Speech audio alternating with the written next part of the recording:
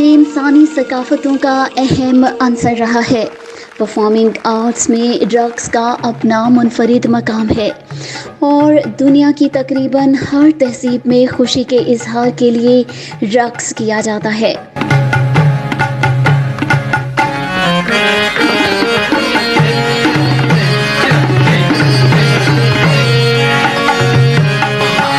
पाकिस्तान में अमन व अमान और दहशत गर्दी के वाक़यात ने जहाँ दीगर शोबों को मुतासिर किया, वहीं फ़न रक़्स भी आज अपनी आखिरी सांसें गिन रहा है। रक़्स को अज़ा की शायरी भी कहा जाता है और ये भी कहा जाता है कि रक़्क़ास रक़्स के दौरान अपनी हरकत व सकनात से पूरी दास्तान बयान कर देता है।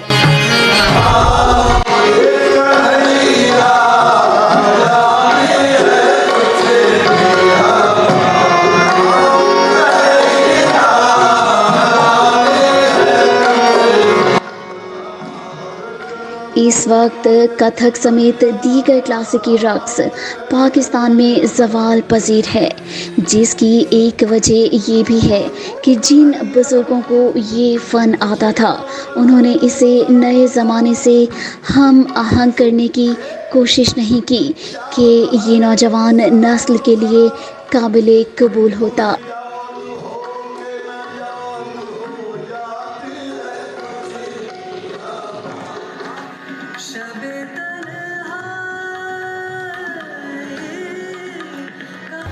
आज देसी टीवी USA ने एहतमाम किया है एक ऐसी मुलाकात का कि जिसमें हम इस अहम मौजू पर बात करेंगे कि कथक और कंटेम्प्रेरी डांस आर्टिस्ट और वोकलिस्ट जो कि गज़ल, ठुमरी और गीत भी गाती हैं और जिनका ताल्लुक़ इल्मी और अदबी घराने से गहरा ताल्लुक़, श्यामा सैयद, जिनकी शख्सियत सादगी, हुस्न और टैलेंट का खूबसूरत इम्तज़ाज है।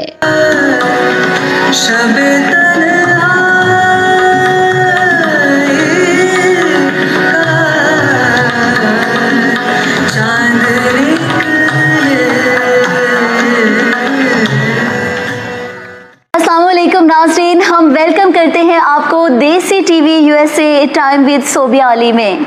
और आज की हमारी जो मेहमान है वो बहुत ही दिलचस्प हैं। हमेशा की तरह आप कहते होंगे ये बातों मैं हमेशा ही कहती हूँ, लेकिन आज थोड़ा सा हटके हैं। कंटेम्प्रेरी कथक आर्टिस्ट, डांसर और गीत गाती हैं, ठुमरी गाती हैं, क्लासिकल म्यूज़िक के साथ बड़ा उनका लगाव है। और मैं वेलकम करती हूँ, मैं बात कर रही हूँ श्यामा सैयद की। वेलकम श्यामा। बहुत शुक्रिया Sobia, thank you so much, आपने आज हमारे लिए वक्त निकाला, बहुत खुशी हुई। Thank you. सबसे पहले तो श्यामा, आज आप हमें ये बताइए सबसे पहले कि आपका रिश्ता क्लासिकल म्यूज़िक के साथ, कथक के साथ किस तरह बना? सोबिया, जब मैं बहुत छोटी थी तो मेरी अम्मी इन लोगों ने मेरा नाम रखा था बेचैन हड्डी, क्योंकि मैं हर वक्त कुछ ना कुछ चढ़ती रहती थी किसी की चीज़। और 6 साल की उम्र में आप गए लाहौर में? हाँ, 6 साल की नहीं, वो असल में उससे भी पहले लेके गई थी मुझे, 4 साल की उम्र में लेके गई थी। लेकिन उन्होंने महाराज ग़ुलाम हुसैन कथक, जो हमारे अलहमरा, उस वक्त अलहमरा नहीं कहलाता था, वो लाहौर आर्ट्स काउंसिल था, उन्होंने मना कर दिया, कहने लगे कि जब 6 साल की होगी फिर लाना। फिर 6 साल की उम्र में मेरी इब्तिदा हुई उनके साथ और बहुत उनके साथ मेरा करीबी रिश्ता था। अच्छा श्यामा, अगर 6 साल की, पहले आपने 4 साल की बात की और फिर आपने 6 साल की बात की। 4 साल पे वो लेके गई थी लेकिन उन्हें मना कर दिया था। हाँ, लेकिन मैं सिर्फ ये बात आपसे ये करना चाह रही हूँ, इंटरेस्ट कि क्या आपने अपने अम्मा अब्बा के ख्वाबों को पूरा किया या ये आपका अपना ख्वाब था? क्योंकि 4 साल की जब आप बात करती हैं और जब ये शुरुआत हुई तो 4 साल के बच्चे का अगर क्लासिकल म्यूज़िक के साथ आप कहें कि वो रिश्ता बांधना चाह रहा था, तो मैं इसको क्या कहूँ कि इट्स वेरी अमेजिंग। क्या क्या क्या कहना चाहिए मुझे? नहीं, असल में बच्चों को मेरे ख्याल में वो म्यूज़िक तो मैंने तो सुना है कि वालदा अपने जब प्रेग्नेंट होती हैं तो यहाँ वो लगा देती हैं म्यूज़िक, वो कहते हैं कि और बच्चा उससे रिस्पॉन्ड करता है। बिल्कुल, तो वो तो म्यूज़िक तो आप किसी भी उम्र मतलब pre even foetus enjoys music और लाइव म्यूज़िक का और भी मज़ा है। क्योंकि उनके हमारे लाहौर आर्ट्स काउंसिल में लाइव होता था और डांसर्स भी सारे लाइव थे। तो एक बच्चे के लिए कि बहुत ही ज़बरदस्त अपॉर्चुनिटी थी जो हमारी हुकूमत ने और सब्सिडाइज्ड था। और ये आप देखिए कि ज़ियाउल हक के दौर में भी ये हमारी क्लासेस जारी रहीं और सब्सिडाइज्ड रहीं। और तो टीचिंग पब्लिक परफॉर्मेंस पे तो बैन था लेकिन टीचिंग पे बैन नहीं था। तो ये तो मैं पूरा उसी दौर में मेरा आपका आगाज़ हुआ। तो आपने मतलब ये कि आपकी वालिदा अमीना सैयद हैं, मतलब अमीना ने आपका हाथ पकड़ के आपको क्लासिकल या कथक के अंदर इंट्रोड्यूस नहीं करवाया था, आपका अपना इंटरेस्ट था? नहीं, जब मैं बच्ची थी तो मेरी वालिदा लेके गई मुझे। और वो बैठा करती थी, वो छोड़ती तो नहीं थी वहाँ, वो खुद दो तीन। लेकिन ये शौक अमीना ने आपके अंदर डाला कि अमीना के श्यामा में आपको ऐसे देखना चाहती हो कि आप ये करो, सीखो? मुझ में खुद बहुत ये उन्होंने इंटरेस्ट था, डेवलप हुआ। हाँ, क्योंकि वो कहती थी मेरी मोटर डेवलपमेंट कुछ ऐसी थी जो बच्चों की होती कि मैं हर चीज़ हर वक्त कुछ ना कुछ तो चाह रही थी कि वो जो एनर्जी है वो जो हर वक्त कुछ पर्दे को पकड़ के ऊपर चढ़ना, ये इसको किसी ऐसी जगह डालें कि वो बच्चों को भागने दौड़ने। और तो मुझे उनको नज़र आ गया था कि शौक़ था, बस शौक़ था। और वाकई में शौक़ था कि जैसे ही मैं उस क्लास में दाखिल हुई तो मुझे इतना अच्छा लगा। आपने बहुत एंजॉय किया और साथ अच्छे थे क्योंकि वो बहुत प्यार करते थे जो बाकी डांसर्स थे। महाराज गुलाम हुसैन जो थे नाहिद सिद्दीकी के भी उस्ताद थे। जी हाँ, नाहिद सिद्दीकी आई भी थी एक दफ़ा, मुझे याद है हमारी क्लास में आई थी और पान लेके आई थी, पान बांट रही थी सब में। वो डांस नहीं कर रही थी, बहुत सीनियर थी। उन्होंने हमारे साथ डांस नहीं किया लेकिन वो बैठ गई थी और देख रही थी। और तो वो एक माहौल था ना लाहौर आर्ट्स काउंसिल। तो नाहिद सिद्दीकी के ऊपर और उसके ऊपर मैं थोड़ा सा आगे जाके बात करूंगी, लेकिन अभी श्यामा क्योंकि हम आपके इब्तिदाई सालों के ऊपर बात कर रहे हैं कि किस तरह आपका कथक के साथ जो है वो रिश्ता बना, तो आगे आप मुझे ये बताइए कि साथ साथ तालीमी सिलसिला भी चल रहा था? जी हाँ, बिल्कुल। मैं वहाँ convent of Jesus and Mary में थी, उससे पहले टॉडलर्स अकेडमी में थी जो शहरजाद आलम ने चलाई है। शहरजाद आलम जो पॉटरी करती हैं, उनकी बेटी भी जहानारा अखलाक, वो बहुत बड़ी कथक आर्टिस्ट थी और उन्होंने भी महाराज गुलाम हुसैन से सीखा था। तो ये टॉडलर्स अकेडमी में जब मैं जाती थी तो वो बहुत एक आर्टिस्टिक सा प्री स्कूल था। उससे पहले हम खद्दर के शलवार कमीज़ पहनते थे और बहुत खेल कूद और उसके बाद फिर मैं convent of Jesus and Mary गई। और तो मतलब एकेडमिक तो ज़ाहिर है वो तो मेन था। और फिर दोपहर में हम लोग जाया करते थे अलहमरा, मतलब अलहम उस वक्त तो लाहौर आर्ट्स काउंसिल कहलाता था। और उधर छोटे गुलाम अली ख़ान साहब भी सिखाया करते थे गाना। तो आपने कथक महाराज गुलाम हुसैन से सीखा और छोटे गुलाम अली से आपने ठुमरी और गीत सीखा? ठुमरी तो नहीं, वो हमें बस राग ऐमन की हद तक उनके साथ बैठ के हमने ज़्यादातर तो बैठ के सुनती ही थी मैं, क्योंकि बाकी उनके बहुत स्टूडेंट्स होते थे। लेकिन वो बैठ के सुनना और उनकी बात जो वो जिस तरह करेक्ट करते थे वो और बस वो कान में ज़्यादा ये कह सकते हैं कि कान में गया। हाँ, कान में गया। आपके लिसनिंग स्किल्स ने आपको उस एज के अंदर बहुत ज़्यादा जो है वो सीखने के अंदर मदद दी, क्योंकि उस एज का बच्चा जो होता है उसकी ये तीनों स्किल्स बड़ी उसके साथ रिपीटेडली बड़ी तेज़ी के साथ बड़े स्ट्रांगली आपको रिस्पॉन्ड कर रहे होते हो आप इन चीज़ों के ऊपर। बिल्कुल, आपने सही कहा। और सबसे ज़्यादा मुझे ये याद है कि वो जो प्यार जो मिलता था। हाँ, तो अब जैसे अब मैं छोटे गुलाम अली ख़ान साहब का सोचती हूँ तो मुझे याद आता है कि उनकी शफ़क़त, उन्हें ज़्यादा सिखाया तो नहीं मुझे, मैं तो थोड़ा सा टाइम देते थे कि चलो किनारे किनारे किनारे दरिया, ये हमें एक बंदिश है वो कराते थे, लेकिन ज़्यादा टाइम नहीं देते थे। लेकिन बस ये कि वो माहौल वो मेरे अंदर जब चला गया तो उससे वो जुस्तजू रही कि मैं अपनी तरफ से इसको खुद से जब भी मौका मिले तो सीखते जाऊँ। लेकिन बिल्कुल। तो अब अगर हम कथक तो आपने वहाँ से सीखा, फिर क्लासिकल म्यूज़िक भी उधर से आपने वहाँ से सब चीज़ें चली। आजकल का जो म्यूज़िक चल रहा है श्यामा, उस हवाले से आप क्या कहना चाहोगे कि वो आपको कितना अट्रैक्ट करता है? आजकल हमारे यहाँ बहुत अजीम क्लासिकल आर्टिस्ट हैं पाकिस्तान में, और वो, लेकिन मेरे ख्याल में ये तो एक दुनिया जहाँ में ये एक है कि ज़्यादा लोग पॉप म्यूज़िक को पसंद करते हैं, और तो इसलिए वही ज़्यादा सुनने में आता है। तो और ये बहुत अच्छी बात है कि जैसे फ्यूजन बैंड है, शफ़क़त अमानत अली, उन्होंने दोनों को किया, कंटेम्प्रेरी म्यूज़िक की तरफ जा रहे हैं। अच्छा, मुझे ये क्लासिकल ट्रेनिंग है तो वो तो उसके अंदर आता है, और वो तो उसको बड़ा एक ब्यूटीफुल टच देता है बहुत, और ज़्यादा वो सुनने में आपको मज़ा आता है उसको, क्योंकि क्लासिकल म्यूज़िक की अपना ही एक सरूर होता है।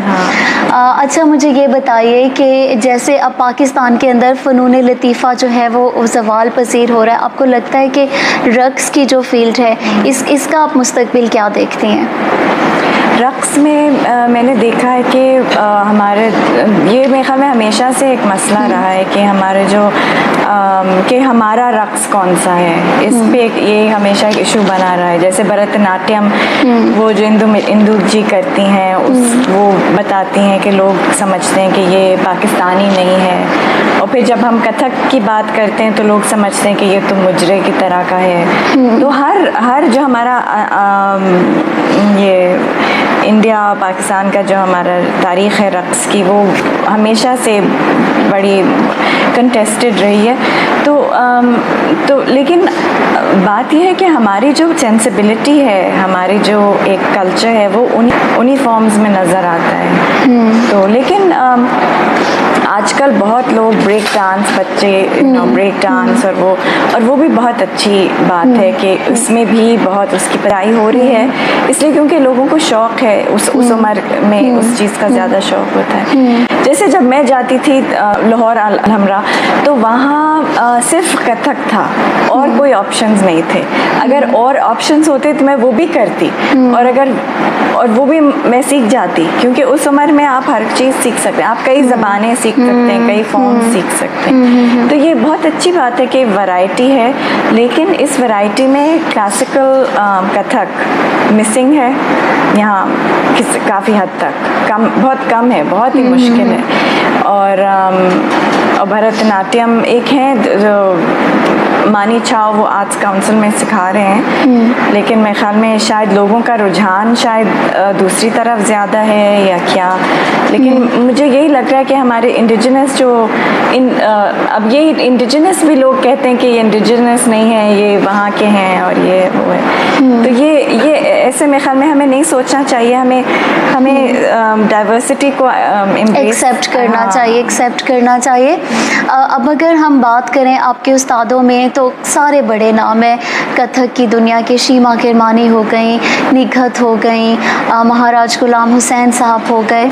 अब नाहिद सिद्दीकी का अगर हम प्रोफाइल देखें, तो नाहिद ने तो ज़िया दौर की जो बंदिशें थी उनसे परेशान होकर उन्होंने जो भी चीज़ें थी उन्होंने तो पाकिस्तान ही छोड़ दिया।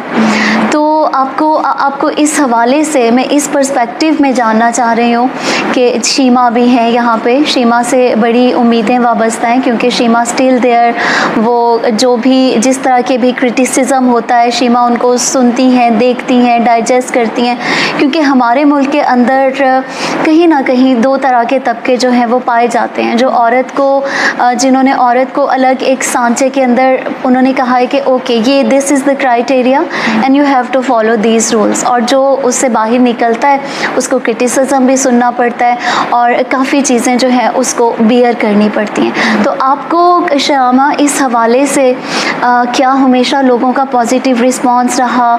आपका तो मैं ये नहीं कहूँगी कि घर में, क्योंकि घर में तो मुझे पता है आपका तो बड़ा इल्म और अदब के साथ आपके घराने का बड़ा एक मज़बूत रिश्ता है, तो घर में तो ऑब्वियसली आपको बड़ा एक हेल्दी इन्वायरमेंट, बड़ा एक कॉपरेशन मिला होगा। बट इर्द गिर्द के जब जैसे जैसे लोगों को पता चला, आपके फ्रेंड्स ये वे, तो कैसा रिस्पॉन्स होता था? नहीं, जैसे घर में भी मेरी वालदा की वजह से ये हुआ, मेरा डांस का वो ले जाती थी, और अब्बा भी खुश थे। हाँ, अब्बा भी खुश थे, क्योंकि अब्बा में कुर्रतुल ऐन हैदर जो अब्बा की आंट हैं, हाँ। वो बहुत खाला हैं, उनसे वो बहुत क्लोज थे।